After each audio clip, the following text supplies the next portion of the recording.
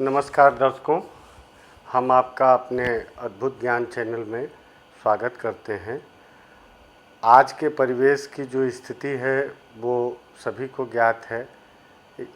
Corona संक्रमण के द्वारा नई नई चीज़ें, नई नई बीमारियां और नई नई तरह की दिक्कतें सामने आ रही हैं। उसमें से एक मुख्य है शरीर के अंदर ऑक्सीजन की कमी होना, उसका लेवल गिरना। तो इस विषय की भी चर्चा हम अपने एपिसोड के अंतिम भाग में या प्रारंभ में करेंगे। हमारा शास्त्र ये कहता है कि शरीर मात्रम खलु धर्म साधनम। ये ईश्वर के द्वारा जो प्रदत्त जो हमको एक शरीर रूपी ऑटोमेटिक एक मशीन मिली है, ये कितनी शक्तिशाली है और कितना सक्षम है ये हम सभी लोग जानते हैं। तो हमारा धर्म है कि हम अपने शरीर की रक्षा के लिए जो भी प्रयास कर सकते हैं वो अवश्य करना चाहिए। स्वास्थ्य का संबंध या स्वस्थ रहने का संबंध औषधियों के ऊपर निर्भर नहीं है।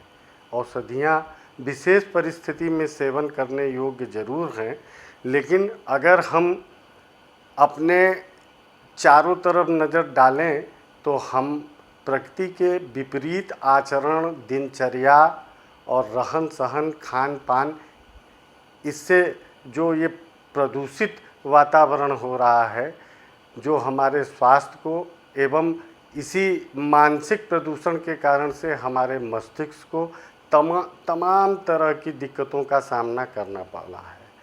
तो आज हम सबसे पहले आपको ऑक्सीजन से संबंधित कि कैसे शरीर में और बहुत छोटी सी प्रक्रिया को जान लेने के बाद आप अपने प्राणवायु को नियंत्रित रख सकते हैं और जितनी आवश्यकता इस शरीर में है उसको एक तरह से मेंटेन कर सकते हैं। तो आपको ये जानकारी है नहीं है कि हम 15 सांस जो है 15 बार सांस 1 मिनट में लेते हैं और पूरे दिन के क्रम में 21,600 सांस का आना जाना हमारे शरीर के अंदर होता है। और सांस लेने की भी प्रक्रिया जाननी चाहिए। बहुत तेज़ी से सांस लेना, जल्दी सांस लेना, ये स्वास्थ्य के लिए अनुकूल नहीं है। अगर ये क्रम है तो निश्चित रूप से शारीरिक रूप से कहीं न कहीं आपको कोई रोग व्याधि शरीर के अंदर व्याप्त है। तो सांस लेने का क्रम स्वस्थ लंबी सांस लेनी चाहिए और इस प्रक्रिया के अंतर्गत हम ऑक्सीजन को कैसे मेंटेन करें, ये बहुत छोटा एक तरीका है और इस पर काफ़ी शोध हुआ योग के अंदर भी, और आज के आधुनिक वैज्ञानिक लोगों ने भी इस पर शोध किया। उसी के माध्यम से मैं बताना चाहता हूँ कि जैसे हमारी बाईं नासिका मतलब बाएं नाक के छेद से दिन भर में अगर हम 4 बार 27 बार लगातार श्वास लेते हैं तो हमारे अंदर जो है ऑक्सीजन की मात्रा पर्याप्त जाएगी और हमारा मस्तिष्क एवं शरीर दोनों स्वस्थ रहेगा।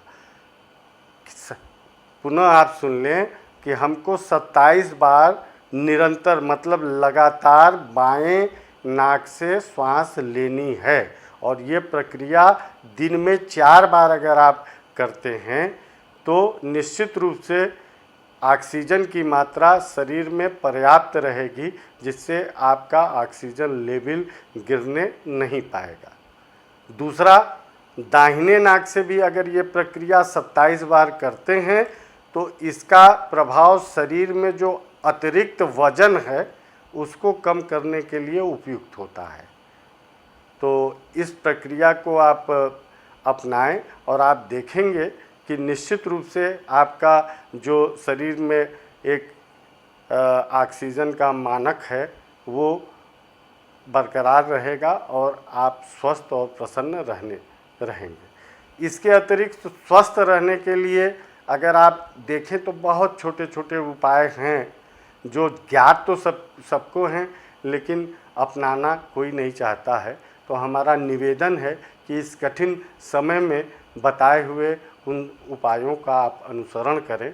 सर्वप्रथम सूर्य की जो प्रातः काल की रश्मियाँ होती हैं, जो किरणें होती हैं, वो उसका सेवन लगभग 15 मिनट नियमित रूप से करना चाहिए। उसके क्या क्या फ़ायदे हैं ये तो आप सेवन करेंगे तो निश्चित रूप से मिलेगा। विटामिन डी, हड्डियों को ताकत देना, मन मस्तिष्क में ऊर्जा संतुलित रखने का काम ये सूर्य की किरणें करती हैं। दूसरा क्रम, किसी न किसी रूप में आदमी को थोड़ा व्यायाम भी अवश्य करना चाहिए।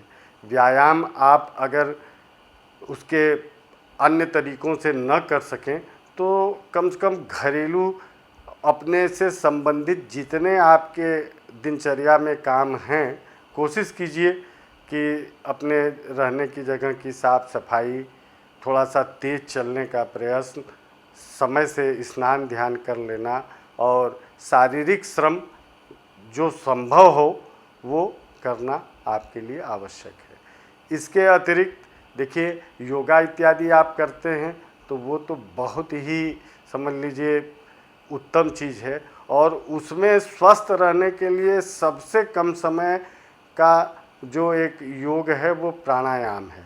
इसको भी अपने नियमित जीवन में अपनाइए और इसका लाभ अपने स्वास्थ्य, मन, विचार और इन सब चीज़ों पे ले आइए। एक क्रम जो अति आवश्यक है वो व्यक्ति का हंसना।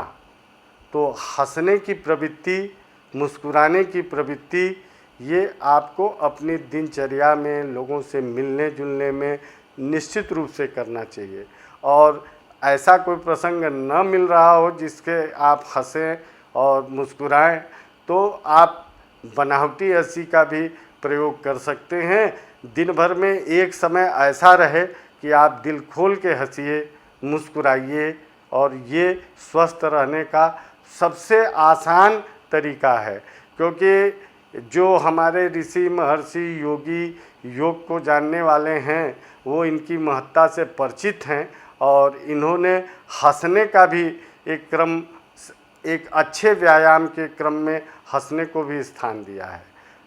प्रायः आप देखेंगे देश विदेश महानगरों में भी हंसने वाला क्लब बनाया गया है, जहाँ पे लोग तरह तरह की हंसी हंसते हैं और अपने को स्वस्थ रखने के दिशा में आगे बढ़ाते हैं। बातें देखिए ये बहुत छोटी हैं, सामान्य हैं। सामान्य को ये सब चीज़ें कई बार सुनने को मिली हैं, लेकिन सुनने से इसका कोई लाभ नहीं है जब तक आप इसको अपनाएंगे नहीं और इसका स्वयं में अनुभव नहीं करेंगे, तब तक इसके लाभ से आप वंचित रहेंगे।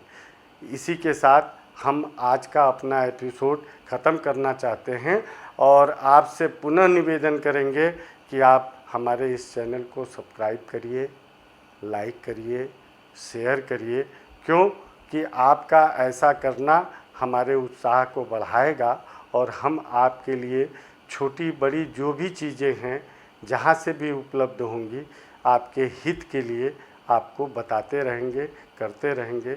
इतनी बातों के संग जय विश्वनाथ।